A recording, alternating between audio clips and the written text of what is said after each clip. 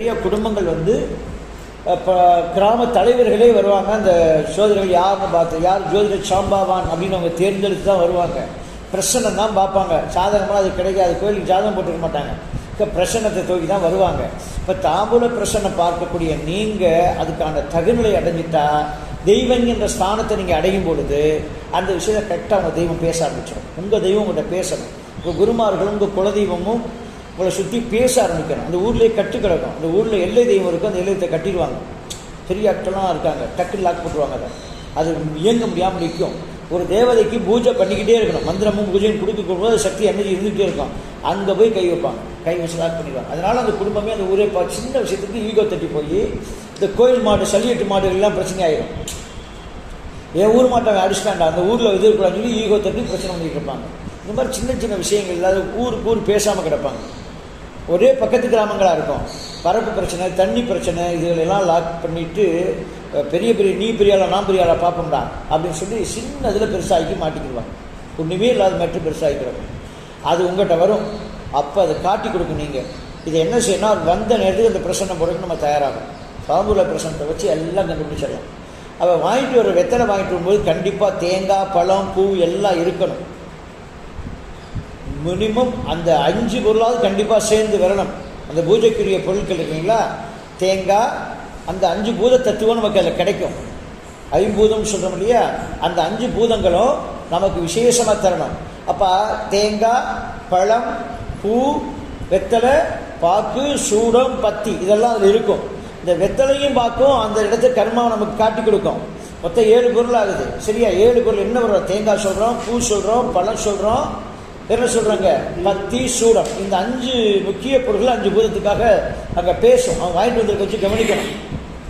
அதில் வந்து பேசி கொடுக்கணும் நமக்கு. தேங்காய், பழம், சூடம், பத்தி, சாம்பிராணிகள்லாம் கிரியேட் பண்ணும்போது தேங்காய் தான் வந்து வாழைப்பழம் வந்து நீர் தத்துவம், நிலத்தத்துவத்துக்கு வேலை செய்யும். நிலத்தத்துவம் வாழ்வதற்காகவே வாழைப்பழம் சொல்லுவாங்க இல்லையா, அது நிலத்தத்துவத்தில் கெட்டித்தன்மை கொண்டது, நீர் இல்லாதது. அதற்கு மேலே தேங்காய் இருக்குல்ல, நிலத்து மேலே ஓடக்கூடிய தேங்காய் தான் நீர் தத்துவத்தை குறிக்கும். சரிங்களா? அப்போ நீர் தத்துவம். சூடம் தான் நெருப்பு தத்துவத்தை காட்டும். பத்தி வந்து காட்டு தத்துவத்தை காட்டும். அந்த மலர் வந்து ஆகாய தத்துவத்தை காட்டும். வாசம், மனம், அது பறந்து மேலே நிற்கக்கூடியது.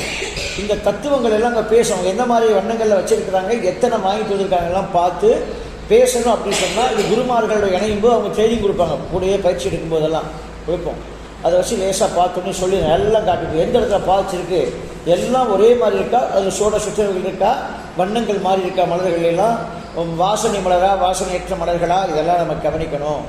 கவனித்ததுக்கு பிறகு தான் அந்த இடத்துல நம்ம பிரசன்னத்துக்கு தயாராகும்.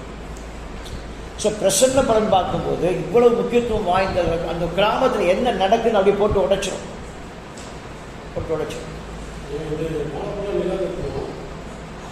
தேங்காய் நீர் தத்துவம், ஆகாயம். ஆமாம், ஒன்றுமே உள்ள மலர்ந்து நன்றி சொல்லுது. மலரினுடைய நோக்கம் என்ன தெரியுங்களா, அது பிறந்த பிறப்பிலிருந்து செடியிலிருந்து வளர்ந்து வந்து சுவாமிக்கு நன்றி சொல்வதற்காக ஓரறிவு ஜீவன்.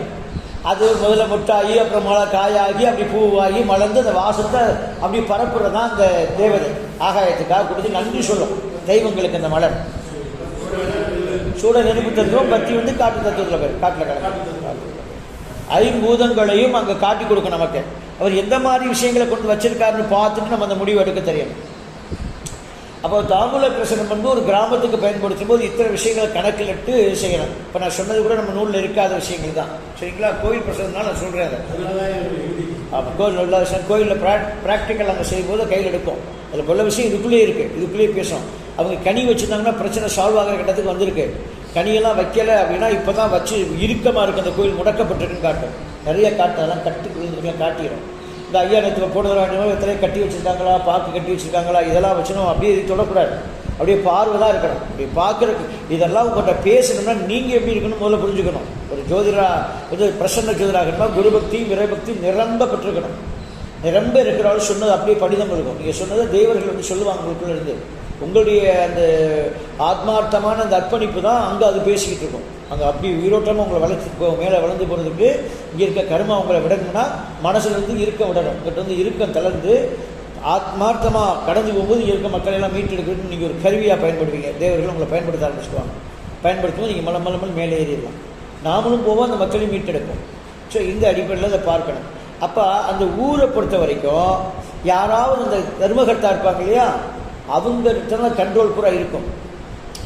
அதை கவனிக்கணும். நாம் தர்மகர்த்தா யார் அப்படின்னு சொல்லி அந்த நேரத்துக்கு கோச்சாரம் போடணும். அவர் பிறப்பு ஜாதகம் வச்சுருப்பார். அவர் அப்போ பக்குவப்பட்டவங்க தான் மேலே வருவாங்க. அவருக்கு அந்த விதியெல்லாம் தெரியும், ஓரளவுக்கு தெரிஞ்சிருப்பாங்க. அந்த ஊரில் ஒன்று 5 பேரோட குழுவாக இருப்பாங்க, அது ஒரு நபராக இருப்பாங்க. இந்த தர்மகர்த்தாவுடைய அந்த டயத்துக்கு ஒரு ஜாதகத்துக்கும் நம்ம போடக்கூடிய கோச்சார லக்கணம் இருக்கல வாங்குறதுக்கு இதுக்கும் ஒன்றுக்கு ஒன்று எப்படி இருக்குன்னு பார்க்கணும். 6 8 இருக்கக்கூடாது. 5 9 கேந்திர குணங்களில் கூட இருக்கலாம். கேந்திர குணம் கூட கொஞ்சம் போராட்டம் இருக்கிறது, முயற்சி பண்ணுறது. 5 9 உட்காந்துட்டா பிரச்சனையே கிடையாது, நல்லா இருக்கும். பிரச்சனை அதுவாக சால்வ் வேப்படாதுன்னு சொல்லிடுறாங்க. அவர் தான் அந்த கோயில் நிர்வாகியாக இருப்பார், தர்மகர்த்தாவாக இருப்பார். அவருக்கும் அந்த சிக்கல் இருக்குது. அவரால் ஏற்பட்டுறதை காட்டி கொடுங்க. அது அவரால் ஏற்படலைன்னா அது அவருக்கு 5 9 வந்து விழுந்துடும். பப்ளிக் வேறு யாருன்னு அதை பார்க்கலாம். அதுக்கப்புறம் 2வது பேசணும், நமக்கு தாம்பூல பேசும். அதை கையில் எடுத்து அந்த பல்லு எடுத்து தயாராகும். சரிங்களா? நமக்கு ஏற்கனவே தாம்பூல பிரச்சனை பொறுத்த வரைக்கும் முதல் வெத்தலை தான் நமக்கு கருவறையில் இருக்கக்கூடிய அந்த பிம்பம் இருக்கு இல்லையா, மூல விக்கிரகம், அதுதான் அந்த தாம்பூலத்திற்கு முதல் வெத்தலையாக நம்ம எடுக்கணும். முதல் வெத்தலையாக என்ன தேவதையோ அந்த தெய்வமோ அந்த தெய்வத்துடைய பிம்பத்தை காட்டுவது அந்த முதல் வெத்தலை. அது எப்படி இருக்கிறது, பெருசாக இருக்கா சிறுசாக இருக்கா, அதில் ஓட்டை இருக்கா, அது கிழிஞ்சிருக்கா, அது எந்த பக்கம் இருக்குது அப்படின்னு அதை பார்க்க தெரியும் நமக்கு. அந்த முதல் வெத்தலை வச்சுட்டு அந்த மூலவர் எப்படி இருக்கிறார் அப்படின்னு கண்டுபிடிக்கலாம். மூலவர்களே பிரச்சனை இருக்கா அப்படின்னு நமக்கு தெரியும். மூலவரில் கூட பிரச்சனை இருந்துடும், அது கூட அதை பாதிச்சுக்கிட்டே இருக்கும். நம்ம அதை கவனிக்க தெரியும். இப்போ முதல் வெத்தலை தான் தாம்பூல பிரச்சனையில் அவங்க கொண்டு வந்த வெத்தலையில் மூலவர் அப்படிங்கிற புரிஞ்சுக்கணும். 2வது வெத்தலை இருக்குங்களா, அது என்ன தெரியுமா, நெய்வேத்திய பொருட்கள். அங்கே பயன்படுத்தக்கூடிய நெய்வேத்திய பொருட்கள் இருக்குங்களா, அந்த நெய்வேத்திய பொருள்கள் 2வது வெத்தலை காட்டும். அது ஓட்டையாக இருக்கா, கிழிஞ்சிருக்கா, மடங்கி இருக்கா, பின்பக்கம் நழுக்கு இருக்கா, பூச்சி இருக்கா, அல்லது சுத்தமாக இருக்கா அப்படின்னு பார்க்கணும். அந்த நெய்வேத்திய வெத்தலை நல்லா இருந்துச்சுன்னா சாமிக்கு நெய்வேத்தியத்தில் குறைபாடு இல்லாமல் நடக்குதுன்னு நம்ம முடிவெடுக்கணும். முதல் வெத்தலை பிரச்சனை இருந்துச்சுன்னா அங்கே தான் சிக்கல் இருக்குங்கிறது நம்ம வெளிப்படுத்த தெரியணும். ரொம்ப எளிமையாக இந்த விஷயத்தை பண்ணிக்கிட்டே இருக்கலாம் நீங்கள். அடுத்து 3வது வெத்தலை, அதாவது கோவில் பணிக்கர் மேற்கொள்ளக்கூடிய தலிகை சாமான் இருக்கு இல்லையா, தலிகை பொருட்கள், கோயில் அமைந்திருக்கக்கூடிய இடம், இதை பற்றி பேசும். அந்த 3வது வெத்தலை நிறையா பேசணும். நம்ம 3ஆம் பாவத்தை அப்படியே ஞாபகத்துக்கு கொண்டு வந்துருங்க. 3வது வெத்தலை 3ஆம் பாவமாக பாவிச்சு அந்த வெத்தலை எந்த அளவில் இருக்கிறது அப்படின்னு பார்த்து 3வது வெத்தலை இருந்தால் கோயில் பரிசாரர்கள் எப்படி பண்ணியிருக்காரு, இந்த தலிகை பொருள் எப்படி கையாளுறாங்க, சாமிக்கு போடக்கூடிய மாலைகள் வஸ்திரங்கள்லாம் கரெக்டானதை பண்ணுறாங்களா, மாற்றி சில தேவதைகளும் சில பிடிக்காது. இன்றைக்கி நீங்கள் போனீங்கன்னா அழகர் கோவிலில் துளசி மாலையை கையில் வாங்கிட்டு வரக்கூடாது, புரிஞ்சுக்கணும். அழகர் கோவிலில் மட்டும் துளசி கொடுத்தாங்கன்னா வாங்கிட்டு வரக்கூடாது, வெளியே வரக்கூடாது. ஒன்று, அங்கே நீங்கள் வேறு வாசனை மலர்கள்லாம் கொடுத்தா அவங்க வாங்க மாட்டாங்க, தூக்கி வெளியே போட்டுருவாங்க. இதெல்லாம் கவனிச்சுக்கணும், இதெல்லாம் கொண்டு வர மாட்டேன். அந்த அளவுக்கு அதை பாதுகாத்துக்கிட்டு நம்ம சுவாமியை தெளிவாக அவங்க இருக்கக்கூடிய விஷயத்தை காப்பாற்றுவாங்க. சில தேவர்களுக்கு சில தெய்வங்களுக்கு சில மலர்கள் பிடிக்காது, அவங்கவுங்களுக்குரியதை அங்கங்கே செஞ்சீங்கன்னா கேட்டார். இவர் போன அர்ச்சகர் தவறாக வேறு எதையாவது செஞ்சுருந்தாருன்னா அது காட்டி கொடுக்கும் அங்கே. சரிங்களா? இதை நம்ம கவனிக்கிறது 3வது வெத்தலை நமக்கு சொல்லிக் கொடுக்கும். சரி, 4வது வெத்தலை சரியா, கோவில் பிரகாரங்கள், துவஸ்தம்பம், தேரு, கோவில், குளம் அமைந்திருக்கக்கூடிய தெப்பம், இதில் என்ன குறை இருக்குன்னு காட்டும். நான் 132ஆம் பக்கத்தில் பார்த்துட்டு இருக்கேன். 132ஆம் பக்கத்தில் அது போட்டிருக்காரு. விரிவாக நீங்கள் பார்க்கணும். ஒரு புத்தகத்துக்கு ஏற்ப கொஞ்சம் கம்மியாக தான் இருக்கும். அதில் அந்த தெப்பத்தில் குறைபாடு இருக்கிறதா அப்படின்னு நம்ம பார்க்கணும். 4வது வெத்தலை வச்சுட்டு கோவில் பிரகாரத்தில் எதுவும் பண்ணியிருக்காங்களா, அதில் ஏதோ உச்சம் இருக்குதா, அது தவறாக அமைஞ்சிருக்குதா, விரிசல் இருக்குதா, விரிசல் இருந்தால் அங்கே ராகு தோஷம் ஏற்படும். கோவில் காம்பவுண்ட் வால்லாம் பாதிப்பு இருந்தால் கிரக தோஷம் அங்கே காட்டு நமக்கு. இது எல்லாம் எந்த விதத்தில் பாதிப்புங்கிறத பார்த்துட்டு இந்த இடத்துல பிரச்சனைகளை நீங்கள் முடிவு கொண்டு வர தெரியணும்.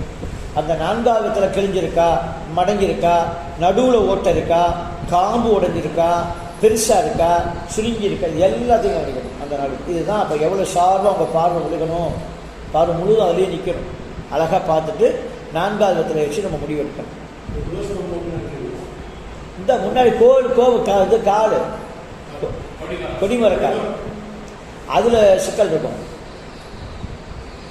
அதை வருஷம் கூட பூஜைகள் முறையாக செய்யாமல் அது சிக்கல் பண்ணி வச்சுருப்பாங்க. ஆமாம், சிக்கல் பின்ன மரம், அதுக்குரிய மரமாகவும் இருக்காது, வேறு ஏதாவது மரத்தை வச்சுருப்பாங்க.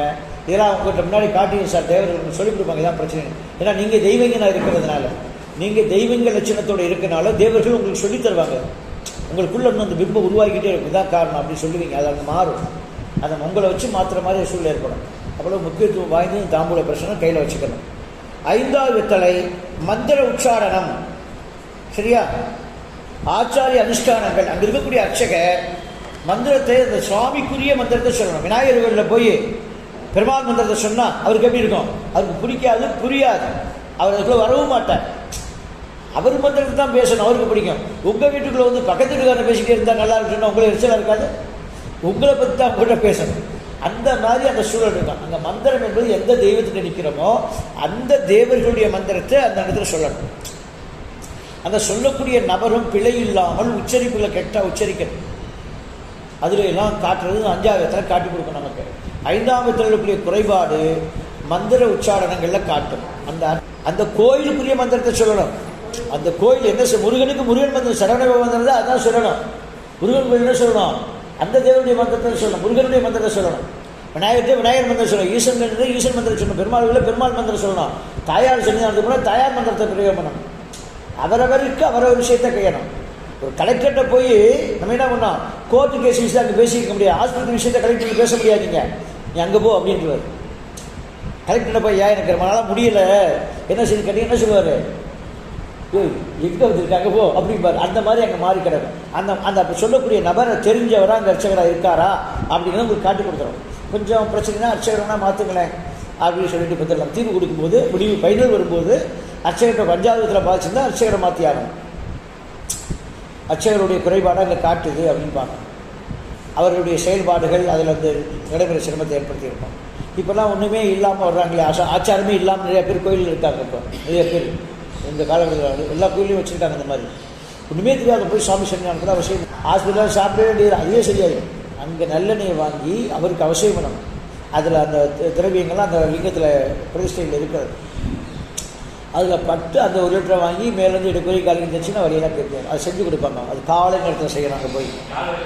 ஐயா எல்லாமே இடுப்பொலி காலம் எல்லாமே போயிடும். அவ்வளோ உடனே சரியாகும். அதை வாங்கி பாட்டில் அவங்களே கொடுப்பாங்க. கேட்டு வாங்கி கொடுத்துருவாங்க, அடைச்சி கொடுப்பாங்க. அவசியம் சாமிக்கு அவசியம் எடுக்கலாம். என்ன அவசியம் அப்படியெல்லாம் இருக்கு இல்லையா? அதை அந்த பையன் செஞ்சுட்டு இருந்தான். தம்பி என்னையா செய்கிறா அப்படின்னா, அண்ணா அப்படி செய்யணும்னு சொல்லிக்கிருந்தார். சரிங்க அப்படின்னு அது மாதிரி எல்லாம் பயன்படுத்திக்கணும் கோயில்கள் சொல்லிட்டு. அந்த மாதிரி நிறையா குழந்தைகள் வந்து உள்ளே இருப்பாங்க. நாம் அதெல்லாம் காட்டி கொடுக்க அந்த தாம்பூலம் உங்கள்கிட்ட மட்டும் சொல்லுவோம். இப்போ சிக்கல் அங்கே இருக்குது, மாற்றி தம்பி மந்திரத்தை மாற்றி பெயர்க்கிறார் சுவாமி, அதனால் சப்போர்ட் பண்ணாமல் இருக்குது அப்படின்னு சொல்லி விட்டுருவாங்க. இது 5வது வெத்தலை. நம்ம அடுத்து பார்க்க போகிறது 6வது வெத்தலை. கோயிலில் ஏற்படக்கூடிய அசுத்த செயல்கள், திருடர்களுடைய தொல்லை, கோயிலை சுற்றி கழிவுப் பொருள்கள் கிடக்கும். இப்போ நீங்களாம் பார்த்தீங்கன்னா முழவார்பணி கோயில் அதெல்லாம் பார்க்குறோம். புட்டு சொக்கநாதர் ஆலயத்துலலாம் எவ்வளோ கழிவுப் பொருள் கிடந்துச்சு, அப்படி கிடந்துச்சு. இப்போ போய் சாமி பூரா கிளீன், பாவம் நம்ம ஆட்கள் கிளீன் பண்ணாங்க பார்த்துக்க. பூரா பாட்டில் பெண்களுடைய கழிவு துணியாக தீ பொருள் ரொம்ப தெரியல. அந்தளவுக்கு சிதைஞ்சிருக்கு நாடு சிதைஞ்சிருக்கு. அந்த கோயில் வந்து ஆமாம், அது போட்டு அது பூரா சுத்தப்படுத்தினாங்க, பூரா க்ளீன் பண்ணாங்க, மாலை க்ளீன் பண்ணி சுத்தப்படுத்தி. அப்போ தான் கும்பாபிஷேகம். நம்ம சிவசண்முக புலவார்பணி குழு போய் 2-3 தடவை போய் ரொம்ப விசேஷமாக செஞ்சாங்க அந்த பணிகளை. செய்து அந்த இடத்த தூய்மைப்படுத்துறதுக்கப்புறம் இப்போ ரொம்ப அட்டகாசம். அங்கே தான் அன்னதானமே ஓரளவுக்கு அந்த இடத்த சுத்தமாகி கொடுத்துட்டாங்க. அன்னதானம் நடந்துச்சு. அந்தளவுக்கு இந்த மாதிரியானதை காட்டும் இந்த 6வது வெத்தலை. வெளியே இருக்கக்கூடிய நபர்கள் அசுத்தம் செய்ததை காட்டும் 6வது வெத்தலை. அது தெரிஞ்சிருந்தால் அங்கே இருக்க பிரச்சனை ஆழமாக இருக்குன்னு அர்த்தம். ஓட்டை இருந்தாலும் சரி, இந்த பூச்சியோ அதுகளை இருந்தால் தொடச்சா போடுற மாதிரி இருக்கா, அது தூய்மைப்படுத்திடலாம். அல்லது கிழிஞ்சோ ஓட்டையோ இதெல்லாம் இருக்குன்னா அங்கே இறங்கி பெரிய அளவில் யாக வேள்வி பண்ணி தான் எடுக்க முடியும். அந்தளவுக்கு சிக்கல் கிடக்கும். அதெல்லாம் நம்ம அதில் காட்டி கொடுத்தோம்.